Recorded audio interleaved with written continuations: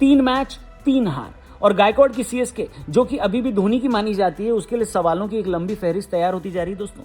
रविवार को चिन्नास्वामी स्टेडियम में बेंगलुरु के खिलाफ 43 रनों की हार ने चेन्नई के आईपीएल 2026 के सफर को पाताल में धकेल दिया है। भाई यहाँ पे क्या हो रहा भाई? और भाई एक बार नहीं, अब तो हर बार हो रहा है। कभी टेबल पर चढ़कर बैठने वाला सीएसके आज नंबर 10 पर बैठा है। साल 2025 में भी 10 पर बैठा था, उससे पहले 2024 में 5वें नंबर पर अटका था। ऐसा डाउनफॉल तो चेन्नई के फैंस क्या, चेन्नई के ट्रोलर्स तक ने नहीं सोचा होगा। बात तो सही है। हेलो हाय नमस्कार, क्रिको देख रहे हैं आप, मेरा नाम है रौनक। चेन्नई के फैंस को हार शब्द डिक्शनरी में देखने की आदत नहीं है दोस्तों, लेकिन फिलहाल तो मार इनको हर तरफ से पड़ रही है।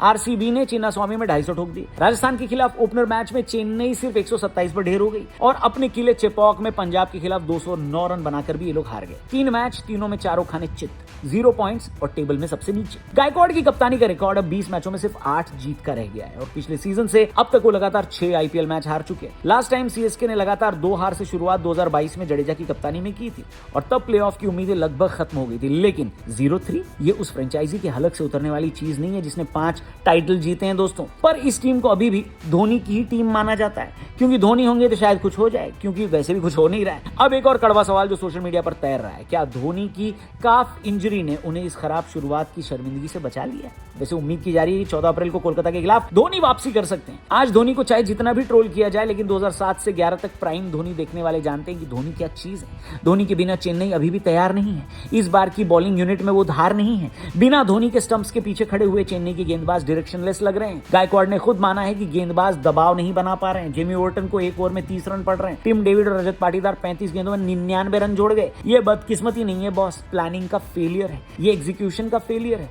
और बहुत हद तक टीम के टैलेंट का फेलियर है। धोनी शायद 14 अप्रैल को कोलकाता के खिलाफ या 18 अप्रैल को हैदराबाद के खिलाफ वापसी करे, लेकिन सवाल यह है कि क्या 44 साल के थला अकेले इस बुझी हुई टीम से कुछ उखड़वा पाएंगे भला है, या फिर ये इंजरी एक ग्रेसफुल एग्जिट का रास्ता है? धोनी 2024 के रेफरेंस में कह सकते हैं कि एक बार धोखा खा चुका हूं, दोबारा नहीं खाऊंगा, पहचाना मुझे? धोखा तो चेन्नई खा रही है, संजू भाई खा रहे हैं। फैंस धोनी और संजू का ट्रांजिशन देखना चाहते थे, पर थोड़ा इंतजार का मजा लीजिए। अब मजा सजा बन चुकी है चेन्नई सपोर्टर्स के लिए। और उधर T20 वर्ल्ड कप के player of the tournament Sanju से उम्मीद थी कि वो चेन्नई की बैटिंग की रीढ़ बनेंगे, लेकिन तीनों पारियों में संजू का स्कोर देखिए 6, 7 और 9। ऐसे कैसे होगा विसल पोडू? बोलो बोलो, टेल।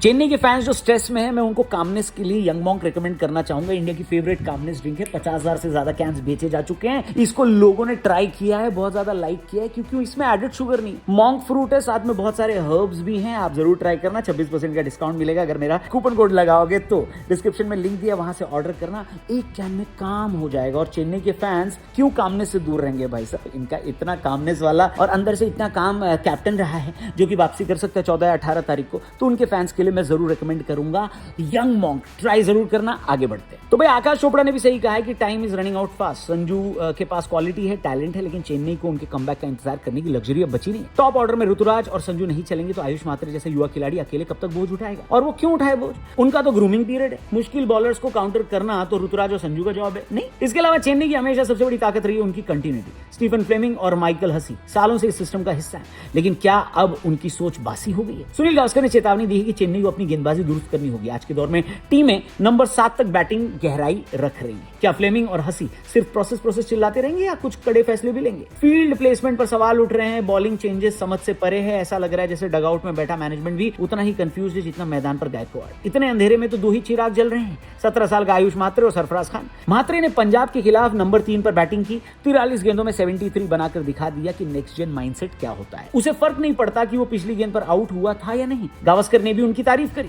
मात्रे से भी जोरदार बल्लेबाजी कर रहे हैं सरफराज, जिन्होंने बेंगलुरु के खिलाफ पहले 6 ओवर में ही अपना अर्धशतक पूरा कर लिया। सरफराज अब आईपीएल इनिंग्स के पहले 6 ओवर में नंबर 4 या उससे नीचे बैटिंग करते हुए 50 लगाने वाले पहले बैटर बन गए। ये कारनामा कोई और खिलाड़ी आज तक आईपीएल में नहीं कर पाया है। और ये मुश्किल कितना भाई सोचो। चेन्नई की इन 2 खिलाड़ियों को छोड़कर एक बंदा दिखा दो जिसमें भूख दिख रही हो। खैर, चेन्नई को अब 14 में से कम 8 मैच जीतने होंगे, यानी अब उनके पास सिर्फ 2 या 3 हार की गुंजाइश बची है। और धोनी के आने से पहले अगर ये मैचेस भी चेन्नई हार गई ना, तो किसी को ज्यादा सरप्राइज भी फील नहीं होगा, है कि नहीं? तो चेन्नई की इस डाउनफॉल पर अगर आपको कुछ कहना है तो कमेंट सेक्शन खुला हुआ है, बिंदास लिख डालना, चैनल को भी सब्सक्राइब करना। थैंक यू फॉर वॉचिंग, जल्दी मिलते हैं। जय हिंद।